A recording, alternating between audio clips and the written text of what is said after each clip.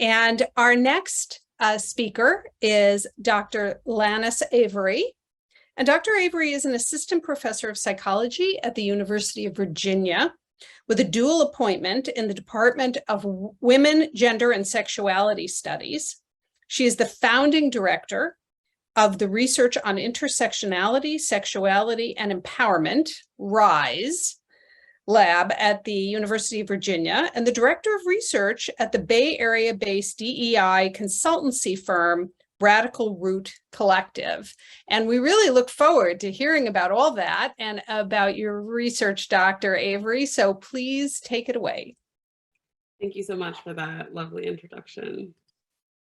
I'm still trying to get over all the amazing things that I've heard from the other panelists. So thank you for inviting me, not only to give the opportunity to talk about some of the things that I do, but mostly to hear about all the wonderful things that you all are doing and to see the connections between some of the things that we've been all kind of thinking about in our own respective places and being brought into conversation with one another. So scholars have expressed a growing level of interest in how Black women navigate gendered racial stereotypes in ways that kind of help them maintain a generally positive sense of self.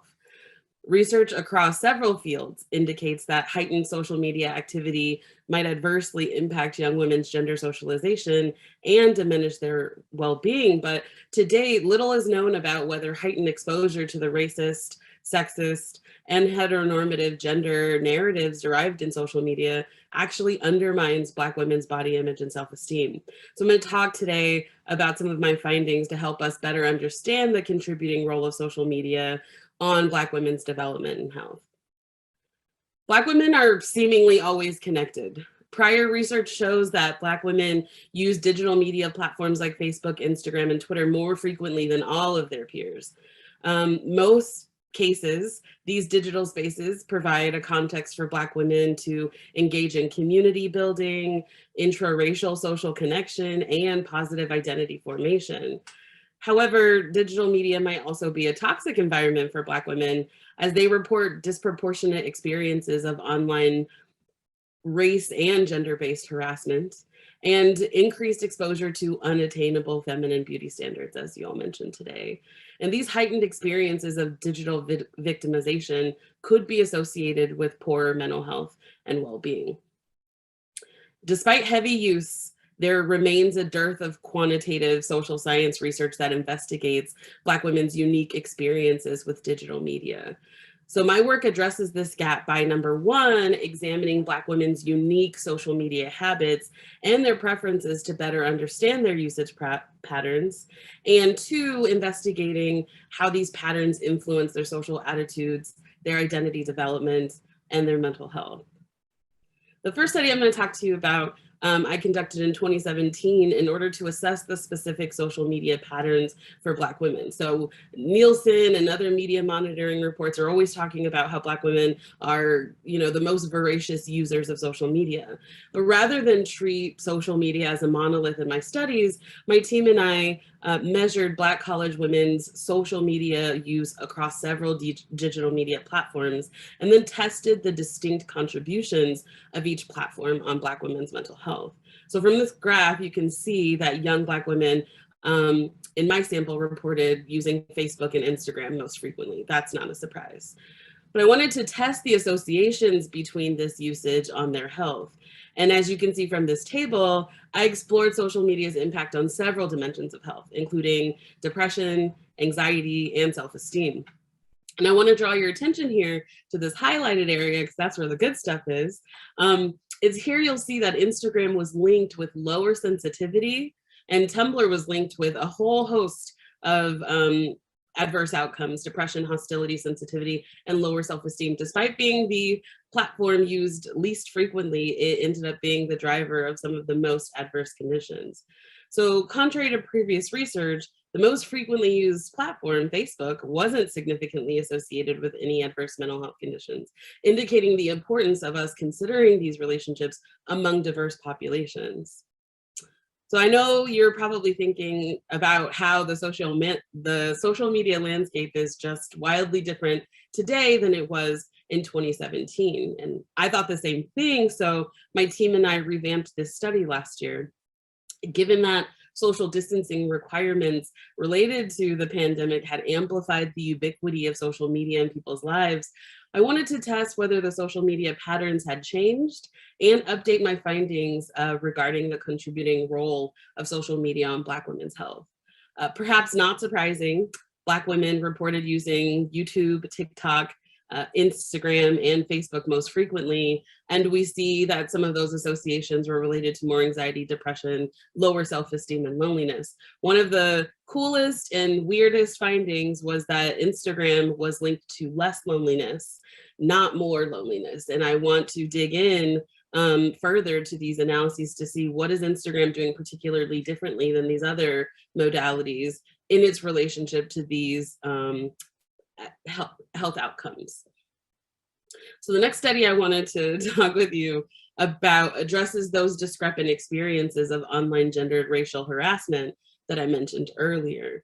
Given that digital media use represents such a central part of Black women's daily lives, and much of their social interactions center on visual content, my team and I were interested in learning more about how social interactivity might also increase susceptibility to harmful social interactions like appearance-related victimization.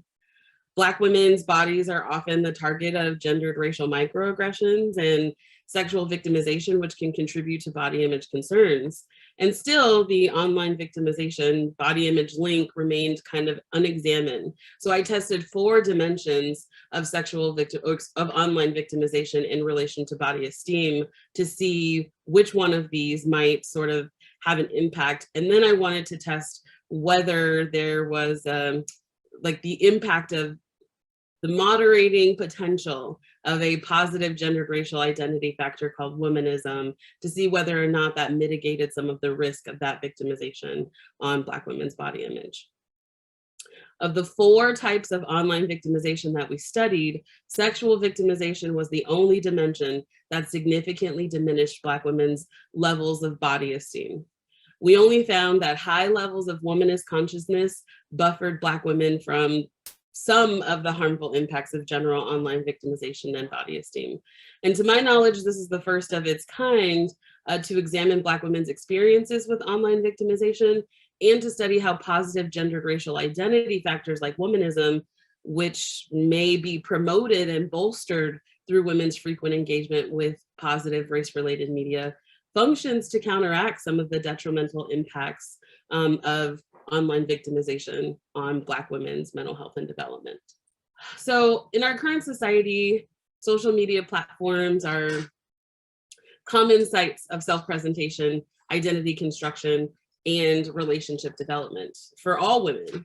However, it's conceivable that young Black women's social media use might center on additional culturally specific needs such as social support, sociopolitical activism, and discursive engagement and affirmation given their discrepant exposure to gendered racial stressors, both online and offline. Black women might use virtual communities as a user-generated source of culturally relevant and empowering content. And social media sites like Twitter and TikTok are especially appealing to Black women because they foster positive identity development, collective community, and strengthen social networks among Black women. These channels allow them to speak to each other across borders and boundaries and provide visibility to their unique experiences while using verbal formats, wordplay, and images that draw on culturally specific oral traditions, experiences, and expertise. For these reasons, understanding the contributing role of social media use on Black women's health and development is complex. It takes rigorous methods to capture the nuance, the social context, and the temporal conditions that shape Black women's paradoxical experiences with digital media. And these sites offer Black women an opportunity to produce and consume empowering messages that challenge those rooted in structural racism, but they also heighten their exposure to gendered racism and sexual victimization in the process. So my findings showcase how social media is not unilaterally associated with diminished health for Black women. Fortunately, social media has not been a consistent predictor of poor health across my studies. And these null findings offer us some insight into how each platform might work differently for users. And future research is needed to examine not only how frequently Black women are using these sites, but why they're using each site and how they use it. Like any good researcher, I have far more questions now than I did when I started this work. And I do invite your comments and your ideas about how we might extend this work in subsequent studies. None of this would be possible without a couple key folks that work on my research team. Alexis Stanton is my student, a doctoral candidate. I've been working with her since she was an undergraduate student in my research lab when I was getting my doctoral degree. And Dr. Sarah Matsuzaka, who is an assistant professor of social work and child advocacy, who helps me sort of think about how all of these things might work for gender non-binary, for non-cis folks, and when we queer thinking about heteronormativity as a sexual precursor for media messages, what might it lend, what new information might that yield into how gender and sexual socialization is happening in these images? Thank you.